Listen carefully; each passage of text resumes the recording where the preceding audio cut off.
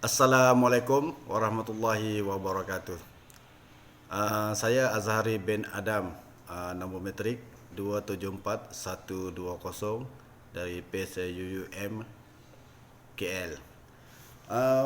Perbentangan saya yakni akan membentangkan mengenai pembinaan negara bangsa-bangsa mengikut perspektif Malaysia. Yang pertama, negara bangsa. Ianya mengikut istilah yang saya petik daripada Kamus Dewan Bahasa dan Pustaka. Negara bangsa ini bermaksud negara yang berdaulat yang didiami oleh satu bangsa. Secara ringkasnya, konsep ini amat berkait rapat dengan konsep satu Malaysia, iaitu pernah diperkenalkan oleh mantan Perdana Menteri Datuk Seri Najib, bos kita.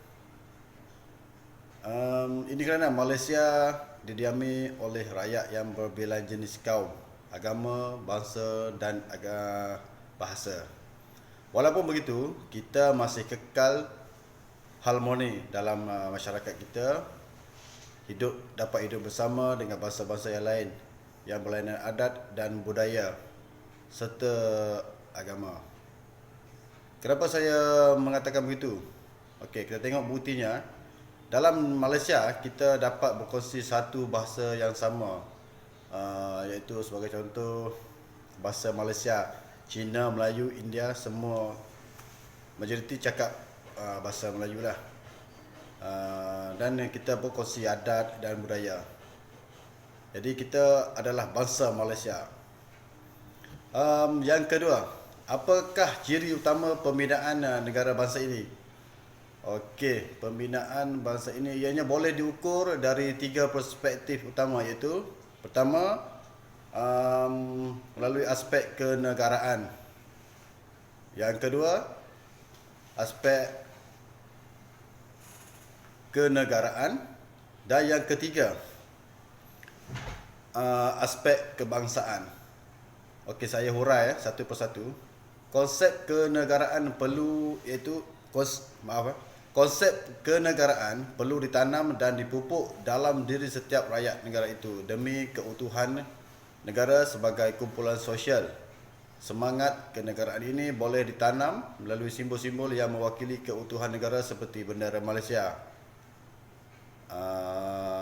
Bila ada bendera Malaysia, kita pun ada lagu kebangsaan, iaitu lagu negaraku, rukun negara dan sebagainya.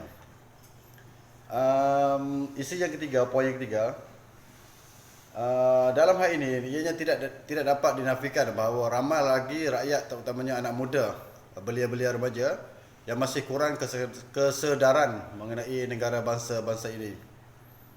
Bukan saja yang muda lah, sekarang campur-campur, ada yang berumur, ada yang tidak mengambil peduli akan kepentingan negara bangsa. Kenapa saya memberi fakta begitu? Okey, saya cakap melalui pengalaman saya yang telah berkhidmat sebagai penjawat awam lebih kurang 20 tahun.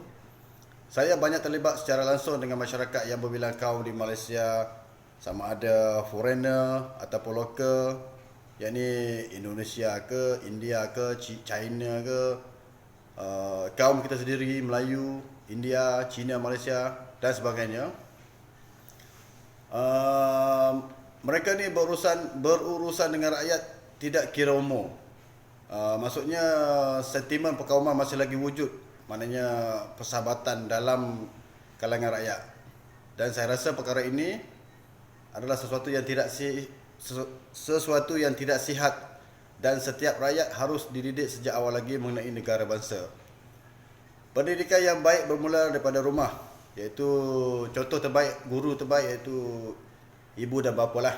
Kita sebagai ibu dan bapa mencorak anak-anak kan.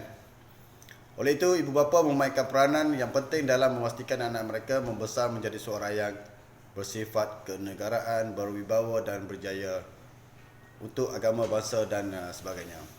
Dan poin yang keempat, pendidikan.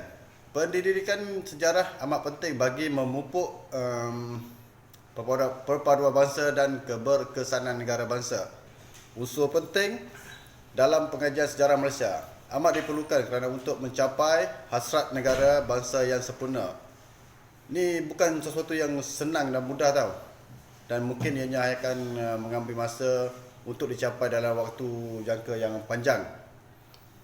Perpaduan yang wujud sekarang perlu dipertingkatkan lagi ke tahap yang orang cakap mantap dan kukuh supaya mampu menghadapi sebarang pelbagai tekanan dan cabaran tanpa cepat mengalah dan give up lah. Okey, akhir sekali kesimpulan akhir kata sebagai rakyat Malaysia yang baik, saya menyeru kepada semua orang agar bekerjasama dalam memastikan negara bangsa di Malaysia ini tercapai agar Malaysia dapat melahirkan rakyat yang beradab, beretika, berwibawa, bersopan dan bernilai murni untuk bekerjasama dalam memajukan sesebuah negara. Negara bangsa juga mampu menjamin kedudukan Malaysia sebagai sebuah negara yang maju dan gah di mata dunia kerana keharmonian penduduk di dalamnya bersatu padu. Dan kita adalah satu bangsa yang berjaya, bangsa Malaysia. Malaysia tercinta. Sekian, terima kasih daripada saya, Azhari bin Adam.